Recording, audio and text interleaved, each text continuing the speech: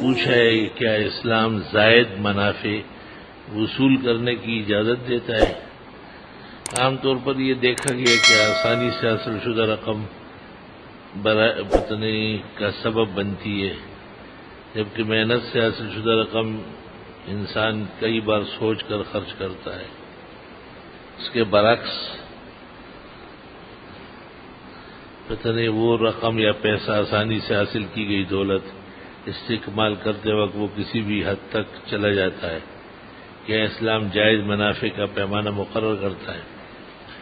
بات یہ ہے کہ اسلام دو باتیں دیکھتا ہے، ایک تو یہ کہ بازار نرخ کے خلاف نہ ہو، اور دوسرا یہ کہ متعاقدین میں کوئی ظالم نہ ہو، کسی کے ساتھ زیادتی نہ ہو۔ اگر بازار نرخ بلند ہو گیا تو ہدایہ میں لکھا ہوا ہے کہ صبح جو چیز 1 روپے کی خریدی شام کو 1 لاکھ کی بک سکتی ہے۔ مارکیٹ اونچی ہو گئی، اللہ تعالیٰ نے ان اللہ هو المسعر حدیث میں ہے، بازاروں کو چڑھانے والا اتارنے والا رب العزت ہے۔ اور متعاقدین یعنی آپس میں معاملہ کرنے والے، خرید فروخت کرنے، اگر رضامند ہے، ایک قلم روپے کا ہے، آپ کہتے ہیں مجھے یہ 20,000 کا چاہیے، ٹھیک ہے اجازت۔ نہ جانے کہ آپ کن چکروں میں پڑے ہوئے ہیں کہ کہتے ہیں کہ جی جو بہت آسانی سے کماتے ہیں وہ خوب خرچ کرتے ہیں، اور جو تکلیف سے کماتے ہیں، یہ بالکل غلط ہے۔ یوں کہو کہ ایک کنجوس مکی چوس ہے، وہ خرچ نہیں کرتا، وہ بہانہ یہ کرتا ہے کہ مجھے بڑی محنت سے ملا ہے۔ شریعت میں کیا یہ ہے کہ محنت سے کمانے والی رقم پر زکوٰۃ کم آنا چاہیے، اور جو ویسے ہی فری فنڈ میں آیا اس پہ زیادہ ہو۔ خود بدلتے نہیں قرآن کو بدل دیتے ہیں، کس قدر ہوئے فقیہان حرم بے توفیق۔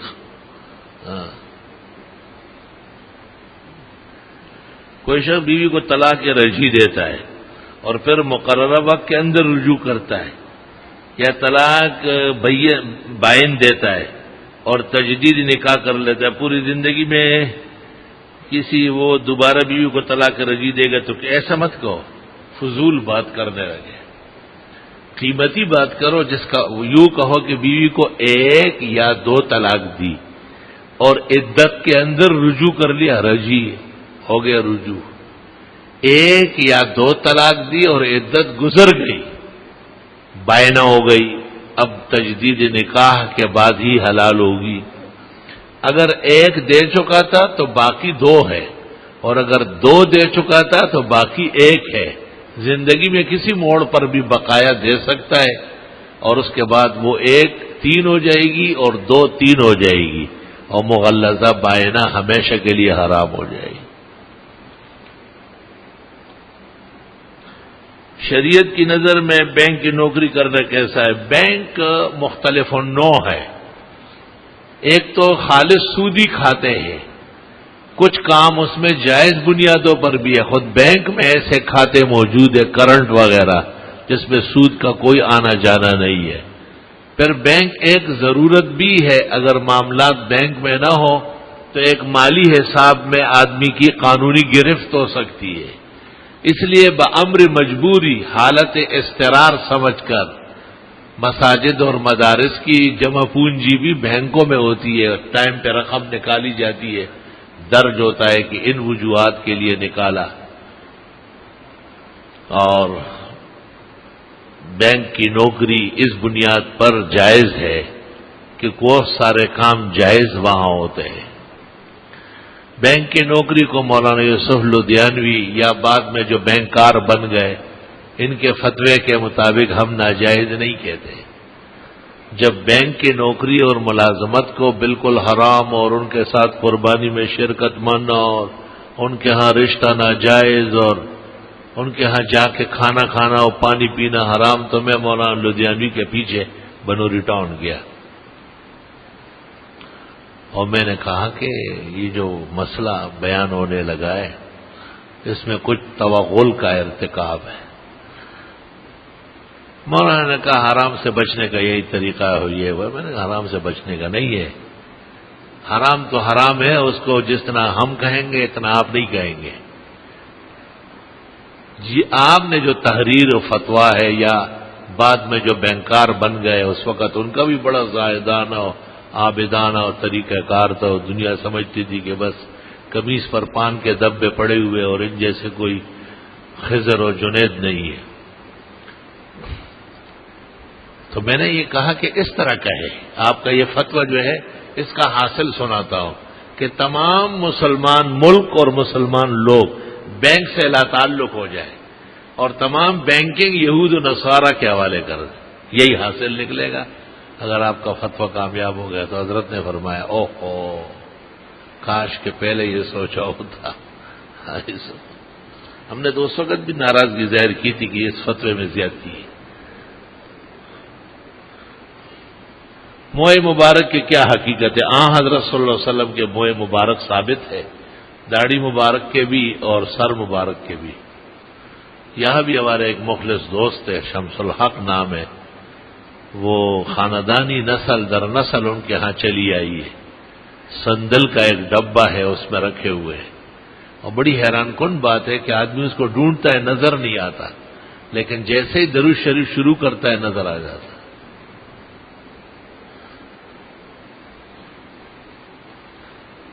مفتی صاحب قسم توڑنے کا کفارہ بیان کیجیے. فکفارتہ اطعام 10 مساکین من اوسط ما تطعمون او کسوتہم او تحریر رقبہ.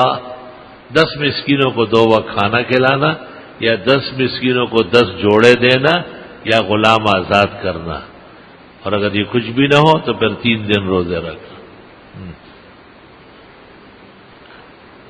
عرض یہ ہے کہ میں نے ایک موٹر سائیکل خریدی تھی، کچھ دنوں کے بعد اسلحے کے زور پر موٹر سائیکل چھن گئی. موٹر سائیکل کا انشورنس کروایا تھا، میں نے انشورنس کمپنی سے رجوع کیا. تفتیش کے بعد انشورنس کمپنی نے مجھے 30,000 روپے دیے کہ یہ رقم میں اپنے استعمال میں لے سکتا. استاذ گرامی قدر فقیہ و امت مفتی اعظم پاکستان صدر دارالافتاء اور شیخ الحدیث جامعہ اسلامیہ بنوری ٹاؤن حضرت اقدس مولانا مفتی ولی احسن رحمت اللہ علیہ فرماتے تھے کہ چیزوں کا بیمہ جائز ہے، مجبوری ہے، زندگی کا کوئی ضرورت نہیں وہ ناجائز. ایسی صورت میں آپ کے لیے یہ لینا دینا صحیح ہے.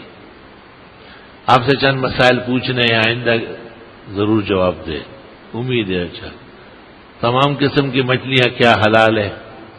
حلال مچھلی جس کو کہے وہ حلال ہے. آگے لکھا ہے پتہ نہیں تلا اور ویل اور مگرا اور وغیرہ، اور انڈا حلال ہے، آرام حلال ہے.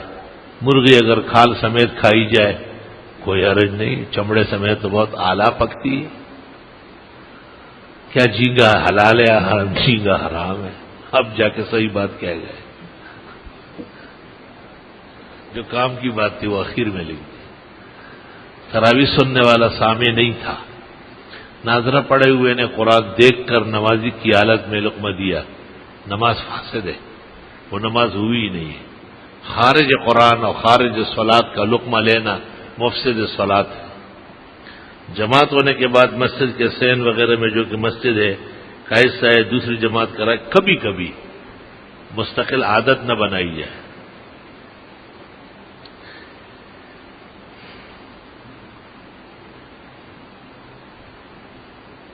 ایک گھر میں شریک 2 یا 4 افراد ایک قربانی کرتے ہیں، آپ اس بات کی وضاحت کریں.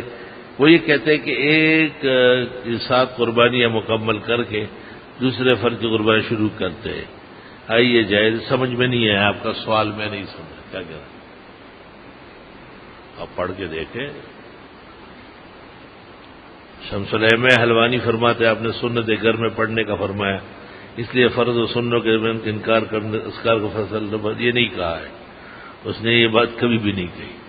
علماء کہتے ہیں کہ اگر کوئی شخص یہاں سے سنت پڑھنے گھر جاتا ہے تو یہ جانا چونکہ سنت ہے اس لیے یہ فصل نہیں ہے، لیکن اگر اوراد اور وظائف کے لیے بیٹھتا ہے یہ خلاف سنت ہے. محقق ابن الامام نے کہا جانا ثابت ہے، بیٹھنا ثابت نہیں. اٹھ کر کے سنتیں پڑھنا چاہیے. دارالعلوم کا یہ فتویٰ نیٹ پر موجود ہے. نئے رمضان میں تہجد ادا کی جاتی ہے تو سارا جہان کہتا ہے لیکن اتنا پتہ کرے کہ جو حدیث پیغمبر کی ہے کہ رات کی آخری نماز وطر پڑھا کرو، وطروں کے بعد جو نفل پڑے گا یہ اس حدیث پر عمل ہوا یا اس کے خلاف، بس اتنا پتہ گا، آسان کہا۔ پیغمبر نے کہا آخری نماز وطر پڑھو، اور اس امتی نے قصدن نفل پڑھے نبی کے ساتھ دشمنی کر کے، اس لیے ثواب نہیں، جہنم کا مستحق ہے۔ دیوبند جیسے ہزار اور آ جائے یہ حدیث کا مقابلہ نہیں کر سکتے، یہ وہ دیوبند نہیں ہے جس کے ہم مقلد ہیں، یہ تو اب پتہ نہیں کیا چیز بنی ہے، آئے دن ان کے فتوے بدلتے ہیں، اور پھر اکثر لوگ ان پہ تہمت بھی لگاتے ہیں۔ دیوبند کا نہیں ہوتا، ایک اخبار میں تحریر شائع ہوئی اور اس میں ایک جواب آیا، میں نے دارالعلوم دیوبند کے صدر مفتی کو فون کیا، میں نے دریافت کیا کہ آج یہ ایک تحریر، نے کہا یہ جتنا شائع ہو رہا ہے جھوٹ بول رہا ہے، ہمارے دارالفتاح سے اس کا کوئی تعلق نہیں۔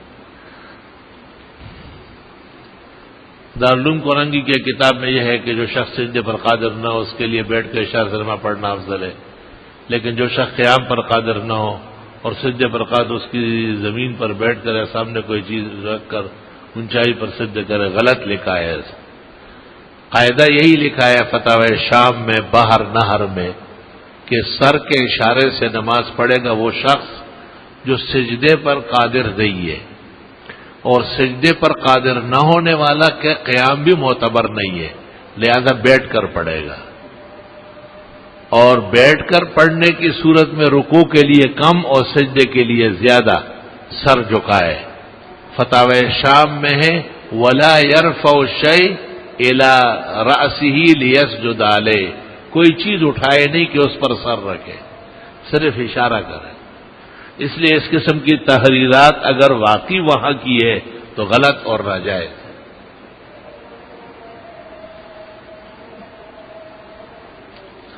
باریک کپڑوں میں نماز پڑھنا مکروہ ہے یا نہیں مکروہ ہے؟ اگر باریک کپڑ نماز پڑھنا اور اس میں کونیاں بھی نظر آئے تو اس کا کیا حکم ہے؟ بہرحال ننگے سے تو افضل ہے، لیکن کراہیت یقینی ہے۔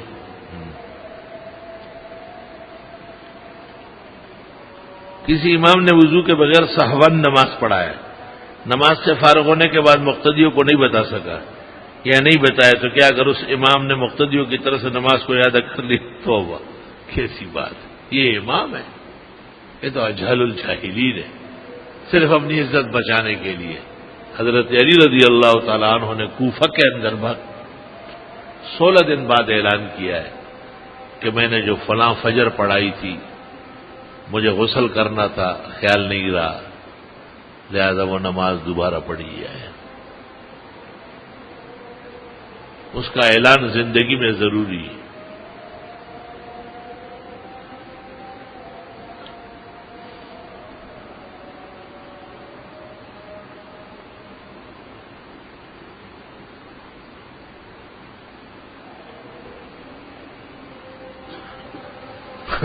لکھا ہے میں اس محلے کا رہائشی ہوں اور 5 وقتہ نماز اقصالنوم میں پڑھتا ہوں۔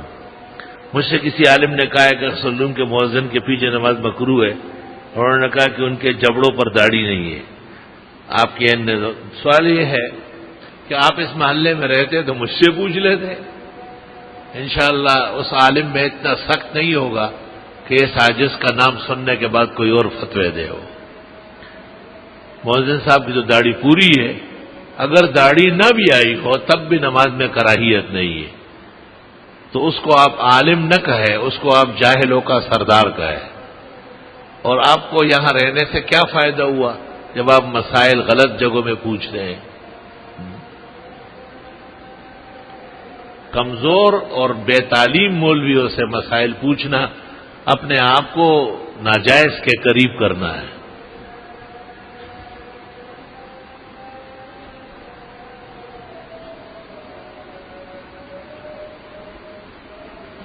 سعودی عرب کے چند وہابی فرقہ کی کتابیں اور فتووں کا حوالہ دے کر پاکستان میں بالخصوص پنجاب سے تعلق رکھنے والے لوگ غیر مقلدیت کی تبلیغ کر رہے ہیں، اور میڈیا بھی ذاکر نائک، فرحت ہاشمی وغیرہ کو خوب پرچار کر رہا ہے، جس سے بڑا نقصان ہو۔ آپ ہمارے درس، ہمارے بیان، ہماری تحقیق کا پرچار کریں اور توڑ ہو جائے گا۔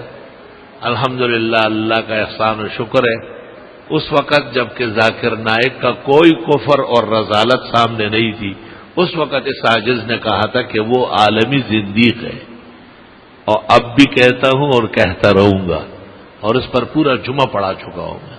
اب تو سب چیزیں اس کی آ گئی، کھل گئی۔ حفاظت حمل کے لیے کوئی مخصوص دعا یا عمل، اللہ تعالیٰ حفاظت فرمائے۔ مولانا اشرف علی صاحب رحمۃ اللہ علیہ کی جو کتاب ہے اعمال قرآنی، اس میں جو پہلا عمل ہے حفاظت عمل کا، وہ کر لے، خیر ہو جائے گی۔ اللہ تعالیٰ آپ کا سایہ تادیر ہم پر قائم رکھے، اور آپ کو اور جناب انور شاہ کو عمر دراز بالخیر عطا فرمائے، آمین۔ جزاکم اللہ خیر۔ میرے یہاں کل مرخ 25 شوال کو دوپہر 12:15 بجے پوتے کی ولادت ہوئی ہے۔ مہربانی فرما کر مندرجہ ذیل ناموں میں سے کوئی ایک نام تجویز کر لے، اللہ تعالیٰ آپ کو جزائے خیر عطا فرمائے۔ محمد سلیم بہترین نام ہے۔ سدیس ضرورت نہیں ہے، سدیس کو سدیس اس لیے کہتے ہیں کہ وہ چھٹے نمبر پر ہے بھائیوں میں۔ محمد ریحان جائز بہترین، عبدالحادی زبردست، محمد مبشر بہترین، محمد عمر، مطہر، عبدالعلی، سب نام اچھے ہیں سدیس کے علاوہ۔ حضرت السلام کو بات یہ ہے کہ باوجود کوشش کے گناہ چھوٹ نہیں رہے ہیں، آپ سے خضوع دعا کی طرف سے اللہ پاک گناہوں سے نجات عطا فرمائے۔ میری بڑی بہن کا آج کڈنی کا آپریشن ہے، اللہ صحت شفا عطا فرمائے۔ ایک طالب علم کی بہن بہت بیمار ہے، اللہ صحت و زندگی عطا فرمائے۔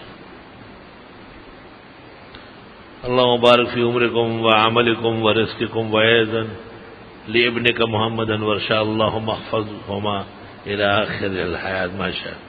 جزاک اللہ خیرا واصلحک اللہ وحفظ عربیتک۔ انی مریض اکثر من 10 سنین، اليوم اطلب منکم دعا، شفاک اللہ شفاء عاجلا ورزقک اللہ صحۃ کاملہ۔ وہکذا سائر المسلمین یدعون لکم بالخیر والصحہ انشاءاللہ۔ میرے دوست کو نیند میں بولنے کی بیماری ہے، برائے کرم کوئی دعا یا وظیفہ، کھانا کم کر دے اور رات کو سورۃ یونس کی آیت 61، 62، 63 پڑھ کر کے سویا کرے، اور مغرب کے بعد رات تک پانی پینا چھوڑ دے، اگر پیاس لگے تو ٹھنڈا دودھ پی لے، انشاءاللہ شفا ہو جائے گی۔ یہ آنتڑیوں کا ایک مرض ہے۔ دے چکے یار، بار بار دے رہا۔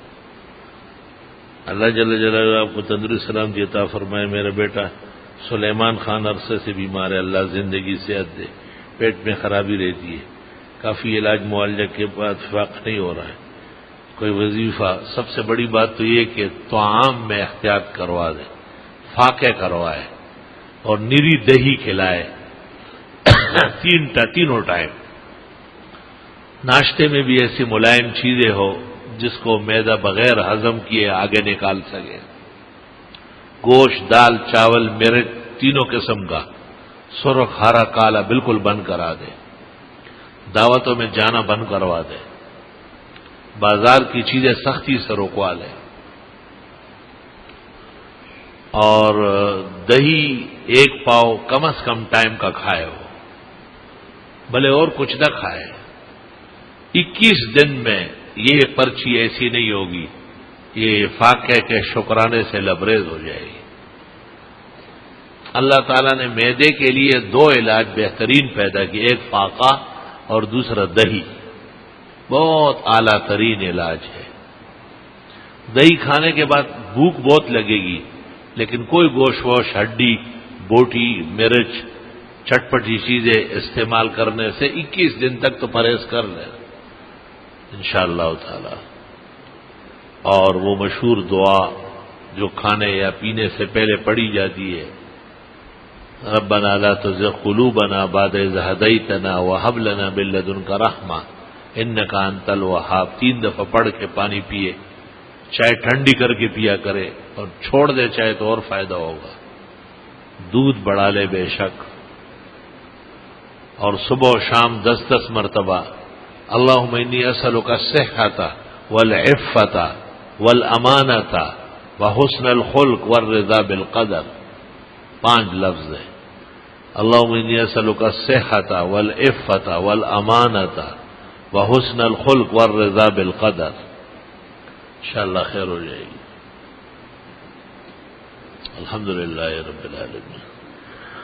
نستغفرک اللہم ونسألک السلام والعافیہ.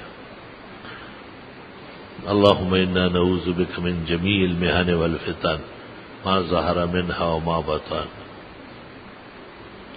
تمام اموات مومنین کی اللہ بخشش فرمائے اور ان کے پسماندگان کو صبر و اجر عطا فرمائے. جمیع بیماران کو اللہ صحت شفا عطا فرمائے. جنہوں نے یہاں دعاؤں کی درخواست کی ہے اللہ انہیں جلدی صحت شفا عطا فرمائے. یہ ہمارے نیک ساتھی ہے قاری مولانا امین اللہ، بڑی محبتوں کا پیکر ہے. ان کی ہمشیرہ کا چند دن پہلے انتقال ہوا ہے. دعا فرمائے اللہ ان کی مغفرت فرمائے، اور ان کے ایک عزیز کو ظالموں نے گرفت میں لیا ہے. دعا فرمائے اللہ ان کو عزت کے ساتھ رہائی عطا فرمائے. ان کی اور ہم سب کی حفاظت فرمائے. اللہ پورے عالم کے مسلمانوں کو پریشانیاں دور فرمائے، مشکلات حل فرمائے، مراد عطا فرمائے، کونین کی سرخروئی عطا فرمائے، دعائیں قبول فرمائے. ہمارے کچھ مہمان، ایک چھوٹی سی تقریب ہو رہی ہے، محمد انور شاہ کا نکاح ہے آج عصر کے بعد انشاءاللہ. تو ان کے نانا جان اور 2-3 معزز حضرات ایک ایسی گاڑی میں بیٹھے ہیں کہ جو گاڑی بجائے آگے کے پیچھے جا رہی. دعا فرمائے اللہ تعالیٰ انہیں خیر سے، عافیت سے، خوشیوں کے ساتھ وقت موعود پر پہنچنا نصیب کرے. اور بھی کئی سارے مہمان ایئرپورٹوں پر بھی کھڑے ہیں. جہازوں کا بھی معاملہ بہت ہی کمزور ہو گیا. یا اللہ ملک کی حالات سازگار بنا. خدایا ہمارے اس بچے کچے ملک کی حفاظت فرما. یا اللہ اس کے سرحدوں کی حفاظت فرما. یا اللہ اس کے مکینوں کی اور باسیوں کی حفاظت فرما. اللہ سیاست اور حکومت میں ملک کی دانشمندی پیدا فرما، ملک کی خیر خواہی پیدا فرما، ان میں ایمان و اسلام موجزن فرما، اور پورے عالم کے مسلمانوں کی عزت رفتہ پھر سے قائم فرما. صلی اللہ تعالی.